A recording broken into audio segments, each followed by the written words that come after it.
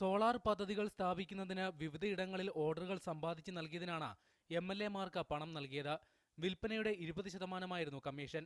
Ernakulam city police കമ്മീഷണറുടെ camp ഓഫീസിലടക്കം 12 സ്ഥലങ്ങളിൽ ഹൈബിയുടെ സഹായത്തോടെ സോളാർ സ്ഥാപിച്ചു. ഇതിന് പലവട്ടം ഹൈബിക്ക് പണം നൽകി. സരിതയുമായുള്ള ബന്ധം ചോദ്യം ചെയ്തതോടെയാണ് മോൻസ് ജോസഫുമായി ഉണ്ടായിരുന്ന ബന്ധം വഷളായത്. ചെങ്ങന്നൂർ മുനിസിപ്പാലിറ്റിയിലും പുതുതായി പണികഴിപ്പിച്ച സ്റ്റേഡിയത്തിലും സോളാർ ഉപകരണങ്ങൾ സ്ഥാപിക്കുന്നതിനാണ് PC വിഷ്ണുനാഥ് ശുപാർശ ചെയ്തത്. കളക്ടർക്കുള്ള ശുപാർശ കത്തിന് പകരം 5 ലക്ഷം രൂപ വിഷ്ണുനാഥിന് നൽകി.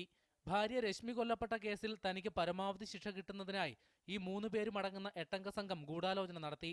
കൊല്ലം ജില്ലാ ജഡ്ജിക്ക് കൈക്കൂലി നൽകാൻ KB ഗണേഷ് കുമാറിന്റെ സഹായികളായ പ്രദീപും ശരണ്യ മനോജും 25 ലക്ഷം രൂപ അഡ്വക്കേറ്റ് ഫെനി ബാലകൃഷ്ണന് കൈമാറി. ഇതിന്റെ വീഡിയോ രേഖകൾ ഹൈക്കോടതിയിൽ നൽകുമെന്നും ബിജു രാധാകൃഷ്ണൻ കമ്മീഷനെ അറിയിച്ചു. അഭിഭാഷകരുമായി ചർച്ച ചെയ്യാൻ കൂടുതൽ സമയം വേണമെന്ന ബിജു രാധാകൃഷ്ണന്റെ അപേക്ഷ കമ്മീഷൻ അംഗീകരിച്ചു. നാളെ രാവിലെ ഹാജരാകാനും നിർദ്ദേശം നൽകിയിട്ടുണ്ട്. മീഡിയ 1 കൊച്ചി.